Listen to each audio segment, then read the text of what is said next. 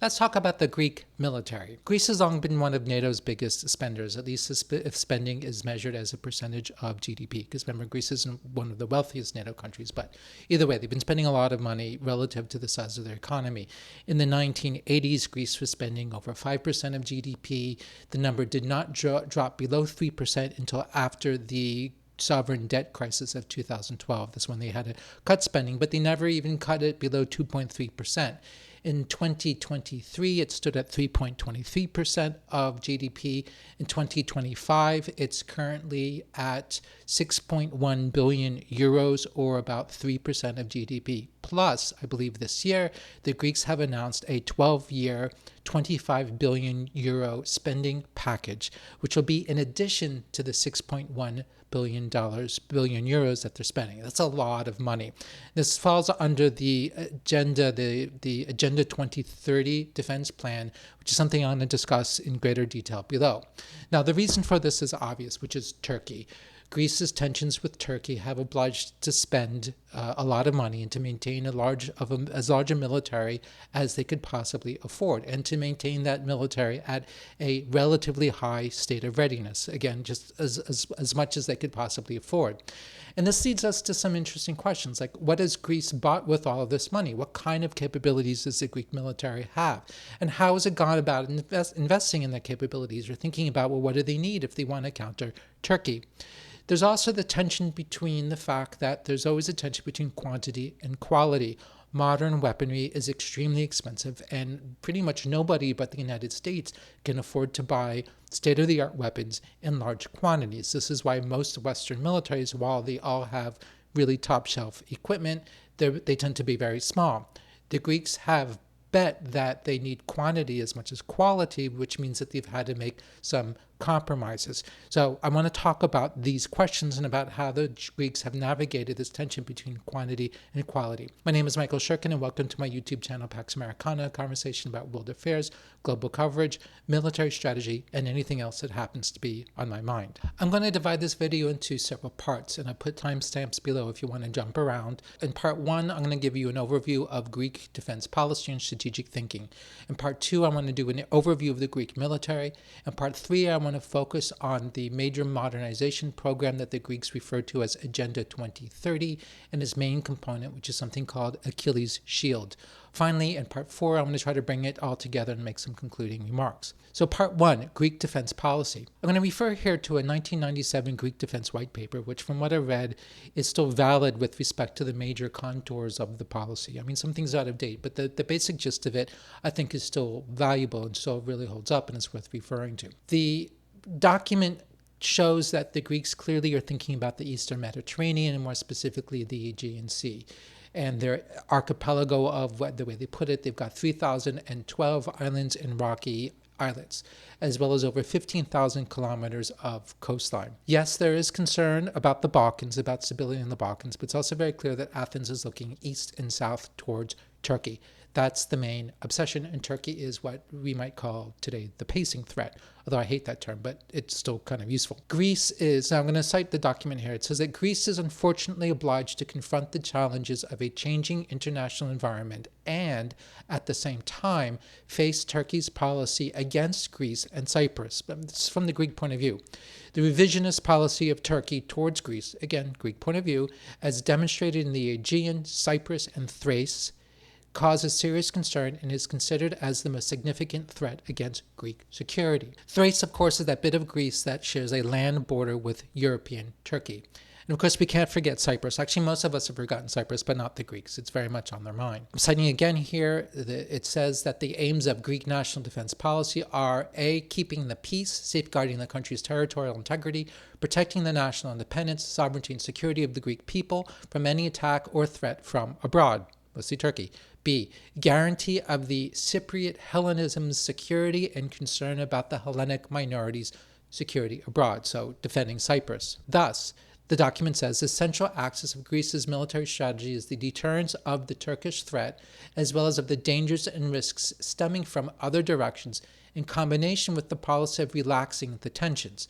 The country's military doctrine is defensive. Greece aims to increase the operational ability of the Hellenic armed forces in order to achieve an effective deterrent policy, which should be constant, undiminishing, and convincing, and have the following elements: credibility, declaration of the country's intention that it will react if challenged, and capability to respond to an attack. As a result, the document continues, Greece's national strategy consists of three elements: defensive sufficiency, flexible response, and the country's ability to effectively cover the Greece-Cyprus joint defense area.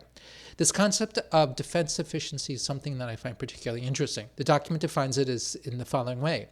The defense sufficiency policy provides an alternative to the arms race between Greece and Turkey and sets as a target the securing of all those defensive means, as well as the quality of manpower, which constitute the necessary and sufficient conditions for the deterrence of any threat.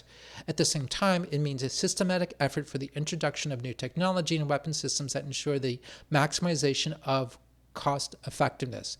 I think what this is all saying is that basically Greece is renouncing competing head-to-head with the Turks because they can't. Turkey is a much larger country. It has a much larger military.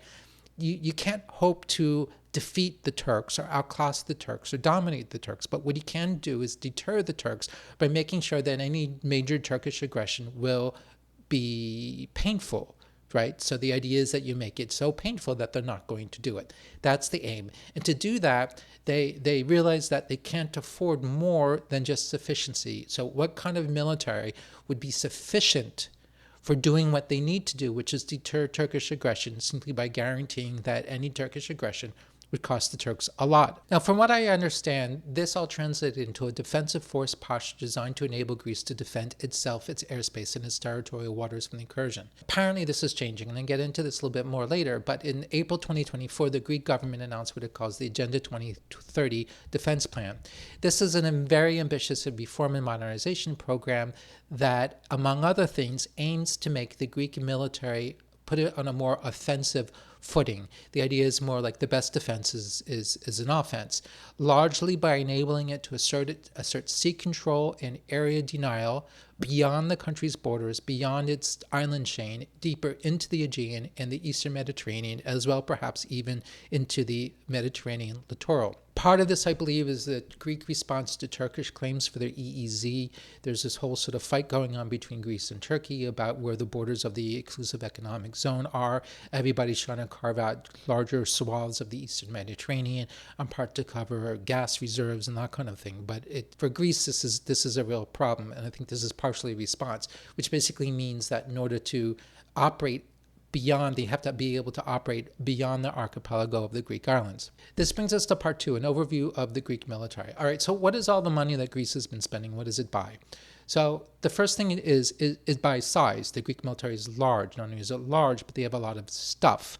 What it does not buy, cannot buy, is an inventory of all the best, top tier, newest, greatest stuff. So what we're going to see when we look at the different service branches, we're going to see an interesting mix of low tech and high tech, of new stuff, cutting edge stuff, and also some really, really old stuff. So the Greek military weighs in at about 419,000 people, of which 142,000 are active and 221,000 are reservists. Plus there's a 55,000 strong paramilitary.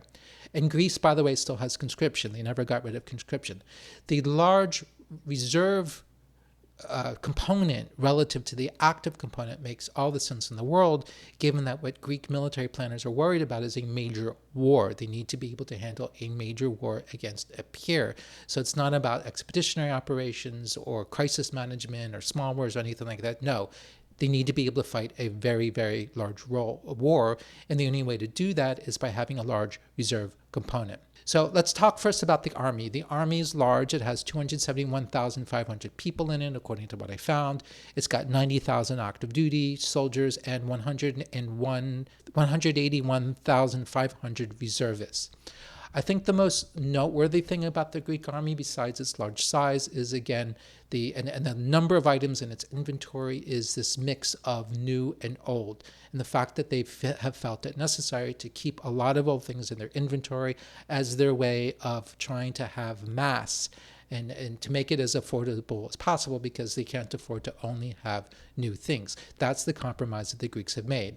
So, for example, the Greeks have a very large fleet of main battle tanks. They have 1,344 main battle tanks. Remember, France and Britain and Germany, France and Britain all have about like 220 main battle tanks or something like that. The Germans have more and they're buying more, so I've lost track of how much the Germans have at the moment. But of those 1,300 main battle tanks, 350 are modern Leopard 2s, new or newish Leopard 2s.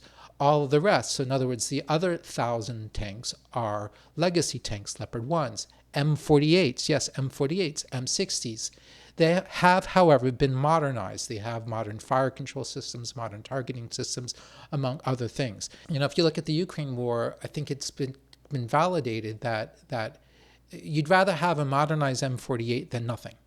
I mean, ideally, you have thousands of Leopard 2s, but nobody can afford that. So having these M48s and M60s around are so good. You don't want to be an M48 if you get in a duel with the Leopard 2. On the other hand, it's better than nothing. And for many, many uses, an M48 or an M60 is really going to do just fine. It's perfectly adequate. They have 181 infantry fighting vehicles. These are Marder 1s and BMP 1s. Now you might be asking, what is the NATO country doing with Soviet BMP 1s? Interesting story. The Greek army's BMP 1s are East German BMP 1s that the Bundeswehr inherited when Germany unified. The Germans took the BMP 1s, they modernized them somewhat, they made them safer to operate, and they did some other things. And then they sold all of them, or some of them, I don't know, to the Greek army. I'm sure it was a bargain. From what I understand, the Greeks have signed a deal to produce their own French VBCIs in order to replace some of these things, or replace all of them. And they're looking at buying German Lynx infantry fighting vehicles. As for armored personnel carriers, they have 2,486 of these. It's a very large number. Most of them are old American M113s, but they also have something called the Leonidas II. The Leonidas II, by the way, is an evolved version of the old Austrian Steyr APC. The M113s, by the way, have an advantage in that they're sort of amphibious, like at least if there are no waves, and I could see how amphibious capabilities are really valued by the Greeks, given the fact that they have all these islands and they're going to need to be able to move troops from island to island. As far as I know, the Greeks do not have plans currently to replace the M113s, but they have instead opted to modernize a very large portion of this fleet in partnership with the Israeli firm Rafael. This will include things like the introduction of remote weapon systems and also spikes. I'm going to go so far as to say that a large portion of Greek military modernization programs, the whole agenda, can be summed up as put a spike on it. And this is kind of a recurrent theme. They're putting spikes on everything. Why not? They work. They have 260 old M106 mortar carriers. They have 408 ATGM carriers, including M113s and also Israeli Sandcats. They have, from what I've been able to tell, the Greeks have a very diverse stock of ATGMs of different sources, different vintage, etc. But it is increasingly and progressively replacing the older types with Israeli spikes and to some extent with the European Acheron anti-tank guided missiles. They have 152 rocket artillery systems. These are M270s and the old Czech RM70s. I've read that they are planning to buy Israeli Pulse or POLS MLRS systems. I don't know how many. They have 589 self-propelled artillery systems, including modern PZH-2000s, but also older ones, M109s and M110s. They have 698 towed artillery of various kinds.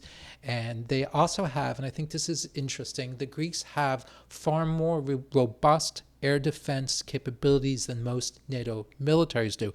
Most NATO militaries divested themselves of air defense stuff after the end of the Cold War, and only now are they kind of scrambling to fill those gaps, whereas the Greeks never really got rid of them because, remember, they're worried about Turkey.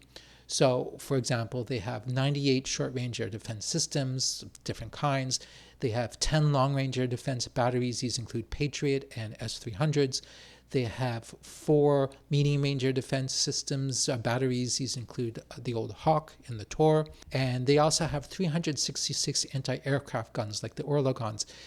These are things that fell out of favor among most Western militaries, but because of Ukraine and because of drones, everybody's sort of reappraising air defense guns and realizing, oh my God, like these are actually useful. So I imagine the Greeks are kind of feeling sort of smug about this. Like, yeah, well, we never got rid of ours, so that's good. That's a win. They have 88 attack helicopters, including AH-64s, a whole bunch of utility helicopters, CH-47s, UH-60s, et cetera, et cetera. I looked into how the Greek army was organized, and I didn't really find anything particularly remarkable about that other than to say that they seem to have like a regional system, like with militaries assigned to like elements in different regions. Makes sense if you're thinking defensively, and they have a particular focus on defending Thrace. The Greek Air Force also prevents this interesting combination of old and new. There's 67,000 people in it, 33,000 active duty, 34,000 reserve. Of the big ticket items, they have 200 multi-role combat jets. Of these, 24 are Rafale. The rest are, most of them, I believe, are F-16s, but they also have Mirage 2000s. I read that they had, at some point, had the intention of buying more Rafale, but then they decided to spend the money instead on F-35s. They're buying 20 F-35s, and on doing what they can to integrate the F-35 force into their military. The Greeks also have 17 F-4 Phantom fighter bombers. Yes, I said F-4 Phantoms. Cool, right? Happily, the Greeks, because these things are old, the Greeks have thoroughly modernized their F-4s with modern radars, avionics, and they now are capable of handling state-of-the-art modern precision-guided munitions, including beyond visual range air-to-air missiles, etc. Which does raise an interesting question. If you can take an F-4, which I think is that a Gen 3 fighter, and give it the armaments and the electronics of a modern 4th gen, like an F-16, a current F-16, what really is the difference? Is the old F-4 with the modern stuff inferior in any meaningful way to the F-16? And if that's the case, did it make sense for so many militaries to shed their older stuff, lots of people had F-4s, for example, and replace them with more modern stuff like F-16s, and now we're talking, F-35s, etc. Does it really make any sense? What really are the limitations of these older airframes? My super awesome research assistant, Zach, he proposes that one of the problems is that because of all the stuff, the electronics that you put into a plane, you need more electrical power, and the modern planes have greater capabilities to generate more power, which you need to run all these systems, than the older things like the F-4s. Sounds plausible to me. If you have any ideas on the subject, please feel free to weigh in the comments. I think it's a really interesting one. The Greeks have, I believe, 4 AWACS planes. These are Embraer R99s. They have a few P-3 Orions for maritime patrol. I don't really know how many. I do know that they are complementing the P-3s increasingly with long-range drones for doing maritime patrol, which I think makes a great deal of sense. They also have a few dozen transport aircraft, including C-130s and C-27s. And then 30-some utility helicopters of various kinds. Let's turn to the Greek Navy, because I think the Greek Navy in many ways is more interesting. It's large, although not as large as I would have thought, given Greece's requirements. But again, also we find this mix of old and new. Of the big ticket items, the Greeks have 5 Type 209, that's a German thing, diesel-electric submarines, plus 4 Type 24 submarines that have air-independent propulsion systems. They have, I believe, it depends on how you count, 16 or 17 frigates.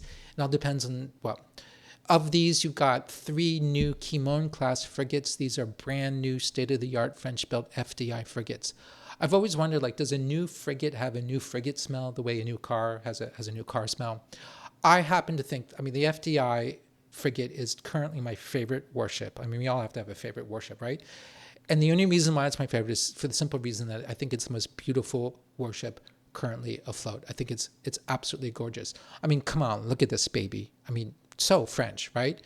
Now, if I were the Greeks, what I would do is I would put eyes on this thing like the triremes of old, like this. I asked on Twitter, hey, can anybody generate some, using AI, some images of an FDI with these eyes? And And I got these really great responses, so here you go. The FDIs, by the way, are armed with the latest Exocet missiles, which have a 200-kilometer range and can strike targets on land. Pretty spiffy. The Greeks also have 9 older Dutch-built Elly-class frigates, some of which are going to be decommissioned as the FDIs come into service. The Ellys are aimed with harpoons. And as far as I know, the Greek harpoons aren't the variants that can do land attacks. So the Exocets, I think one of the reasons why they're transitioning to Exocet is because of this land attack capability. Now, if I'm wrong about the harpoons, then please again weigh in on the comments. Finally, the Greeks have 4 Hydra-class frigates. These are German-built ships from the 80s and 90s, which also have harpoons. They have 15 missile boats of various kinds, which, by the way, are armed with Exocets or harpoons, and 10 gunboats of various kinds, mostly the Machitas class. Forgive me the pronunciation. The Machitas class was a gun-only vessel, but the Greeks are replacing some of the guns with spike launchers. So again, the mantra is stick a spike on it and you're good to go. They also have 36 landing craft of various kinds and all sorts of things that would support amphibious operations and moving people from island to island, and etc., all of which makes perfect sense. Now, from what I read, and I think this is interesting, Greek naval doctrine is evolving, and historically, meaning like World War II, Cold War, the focus had been on defensive operations, meaning defending Greek territorial waters and Greece's island chain from incursions and amphibious assaults. This translated into what I would call a fairly je ne sais-esque fleet that was really heavy into small and fast patrol craft, missile boats, and minesweepers. Now, if you think about it, like imagine like this, like we can have, for naval planning, we can have 2 extremes. There's the je ne sais, which is all about like short-range torpedo and missile boats, where you're just defending against fleets because you realize you can't compete with big fleets, so you're just going to keep them from your coast using these fast boats in large numbers. And then you've got the Alfred Thayer Mann-esque blue water, high seas fleet action navy.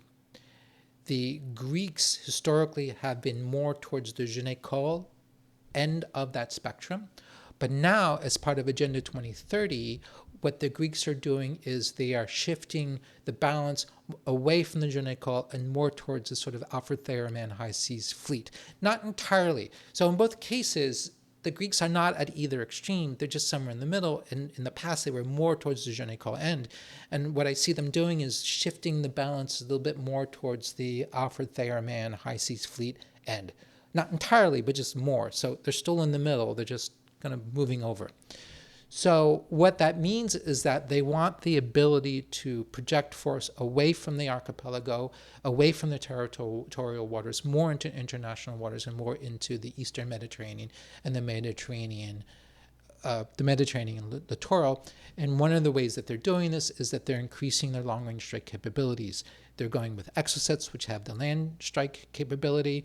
They're also putting on spike NLOS on the smaller vessels, and these two, the Exocets and the spikes together, is like a really good sort of pairing. It's also modernizing submarines and getting 2 more submarines and giving them long-range strike capabilities with cruise missiles. That's interesting. And also they are replacing and updating their fast attack craft of various kinds. So again, they're not abandoning their fast attack fleet. So again, they're not abandoning the sort of, they're not going all the way on the other end. They're still somewhere in the middle between sort of the high seas fleet and the je ne sais fleet. This brings us to part 3, which is the focus on Agenda 2030 and Achilles' shield. Agenda 23 was announced in 2024 with some of the broad concepts, and then it was further developed as something what they call, I think, Phase B of Agenda 2030, which came out this year. And as part of this was this 25 billion euro 12-year spending package. And the newer concept, I think, is about power projection and extending the radius or the umbrella of A2AD, of anti-access aerial denial, further away into the Mediterranean. And to do this with new weapon systems, but also by taking advantage of AI and the latest in communication systems and command and control systems and ISR. 25 billion euros as part of this. What are they buying? Well, 20 F-35s. They have committed to buying a 4th FDI frigate. They are upgrading the fast attack missile boats. They are upgrading the submarines and buying the 2 more.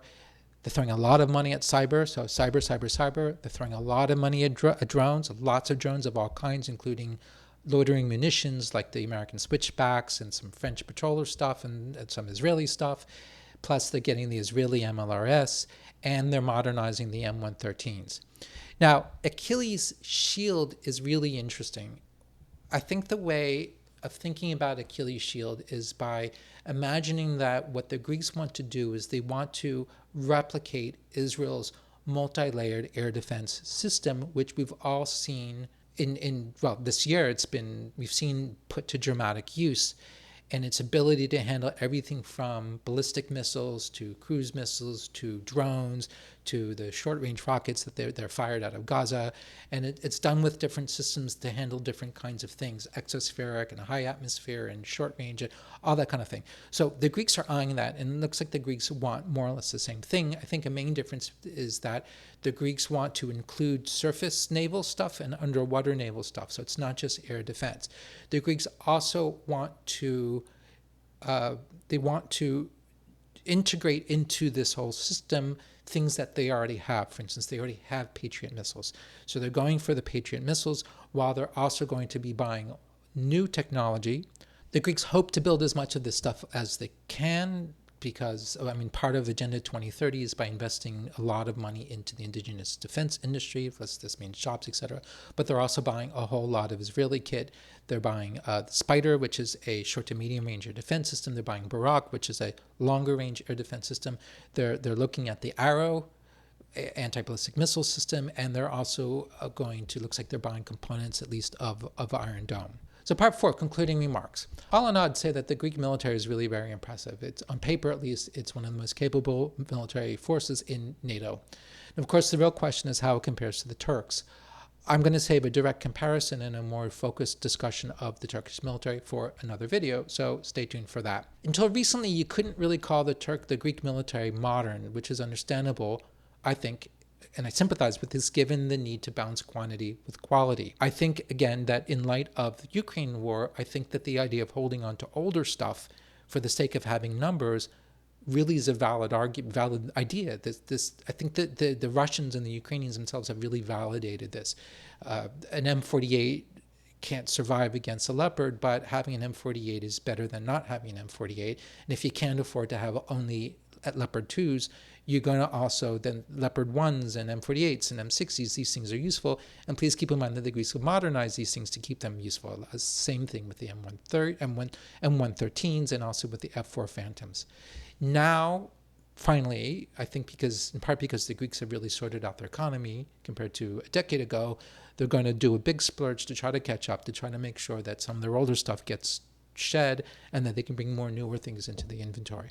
Now, is there anything missing from the Greek military? The one thing that comes to mind is the longer range anti-ship missile capabilities. The Greeks definitely have a lot, but I would argue that they should buy a lot more. And I'm thinking more Axis-X, more Harpoons, but then also you've got longer range missiles like the US LRA-SM, the Indian LRA-SHM. I think the SH is just to distinguish from the American thing, the Japanese Type 12 missile, etc.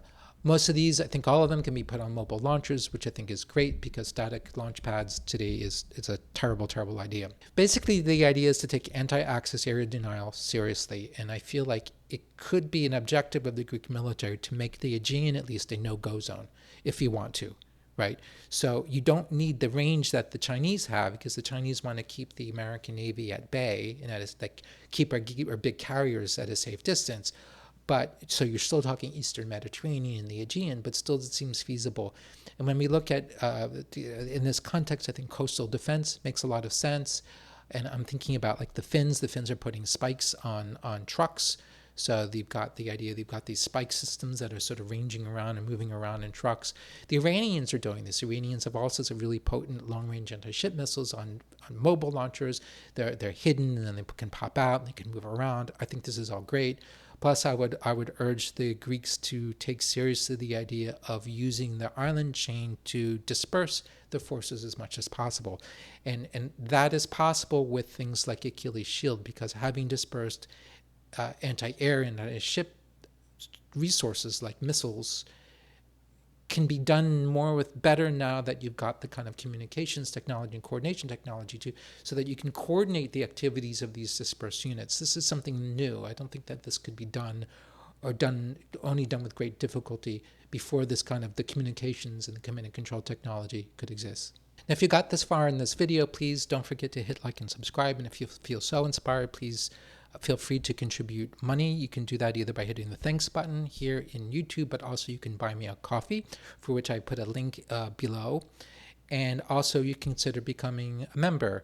If you join membership, I mean, the main perk to being a member to support the channel is that you become among the coolest people on the planet, which as far as I'm concerned is a really important distinction, because who doesn't want to be one of the coolest people on the planet? So I hope you've enjoyed this video. If you're angry about anything I say or think I got anything wrong or want to correct, please feel free to weigh in the comments. I like the comments sections of my videos because often people bring real good information saying, you know, Michael, you're wrong. It's not this, it's that. I appreciate that because that's how I learn. And I really mean it when I say that I want this to be a discussion. Let's just talk about it, and people often bring very good information, very good ideas to the comment section. So please feel free to weigh in, and there's plenty more in the pipeline, including a video about Turkey and Turkey versus Greece. So stay tuned. Thank you very much.